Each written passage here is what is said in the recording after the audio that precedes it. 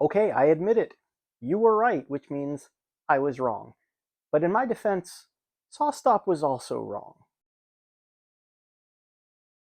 I've done a couple of table saw blade review videos over the past year. The first was for a 60-tooth fine by tool blade, which didn't really impress me because it left tool marks. The most recent one I just did a few days ago, that was for a CMT combination blade and a Tenryu combination blade. If you haven't seen that video, I'll link it up here. In that video, I still wasn't really all that impressed with the cut quality of either the CMT or the Tenryu blade, or my old Forest Woodworker 2 blade, because again, they left tool marks to varying degrees. I never noticed these tool marks with my Forest blade before. I've been using it for about 10 years, so I chalked it up to the blade being old or maybe a little bit warped or dirty or something, which is why I decided to get a new blade. But I've been getting these saw marks with the new blades too, and again, I just chalked it up to maybe my technique not quite being right or just not finding the right blade. But several people commented that I should check the alignment of my table saw's miter slots to the blade. There are two different ways to do that. One is with a combination square, and the other is with a jig, which I don't have, and a dial caliper. To check it with a combination square, you put the shoulder of the square tight up against the miter slot and extend it so that the blade is just touching one of the teeth. Then you rotate that same tooth to the back, and again put this snug up against the miter bar or the miter slot and see if it aligns. So I did that, and it seemed like it was good enough. I don't have feeler gauges, so I couldn't see if there was really any gap one way or the other, but it seemed close enough to me. However, after reading so many people's comments that I should check the alignment, I decided that I need to get a jig for my dial caliper. But instead of buying one, I of course modeled one and 3D printed it. The jig is extremely simple. It's just these two parts, this part to fit in the miter slot, and this part that holds the dial caliper.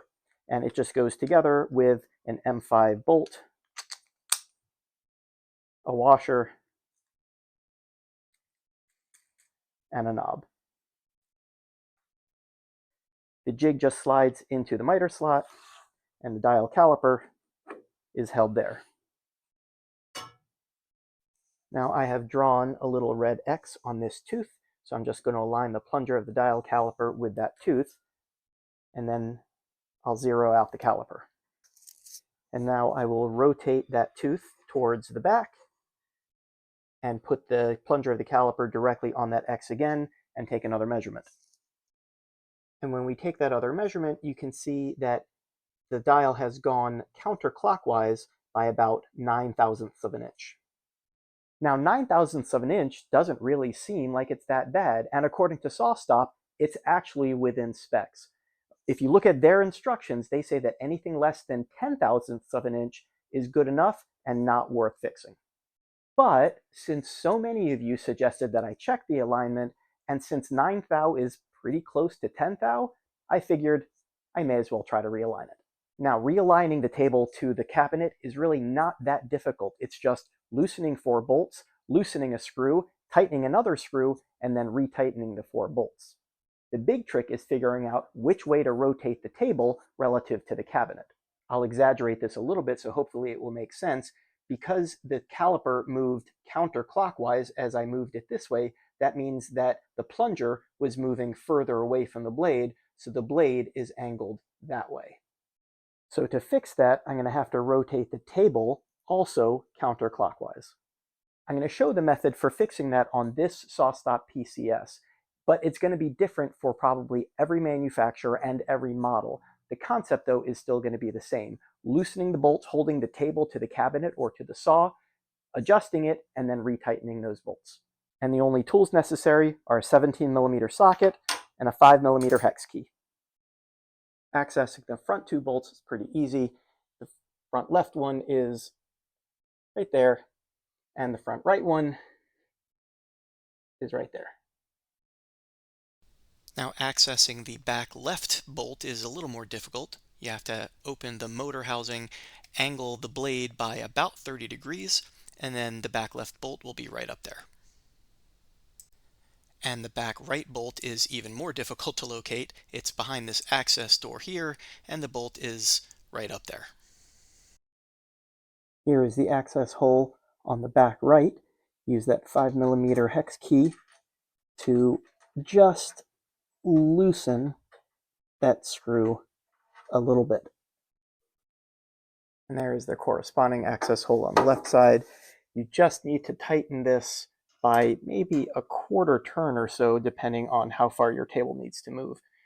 You can actually watch the dial caliper as you're doing this, and as soon as it hits where you need it to, you stop.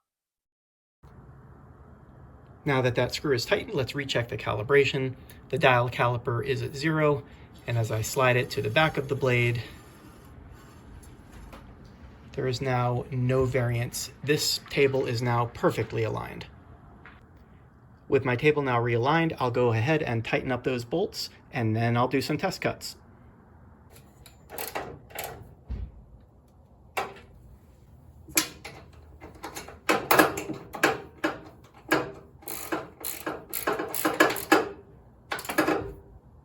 Okay, the alignment looks perfect, but the question is that going to translate to a better cut?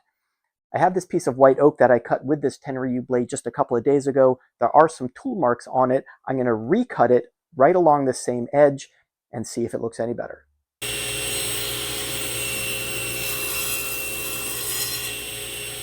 And now let's look at the cut quality. Beautiful.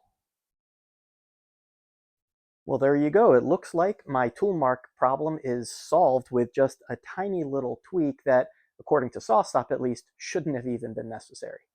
So this is the part where I say thank you very much to all of the commenters who left those comments telling me that I should check that alignment. You all were absolutely right. So my advice to everybody would be check the alignment of your table saw's top to the blade. You never know how just a slight little tweak can improve your cut quality. Just make sure you check your owner's manual for the location of those bolts that are holding the table to your cabinet.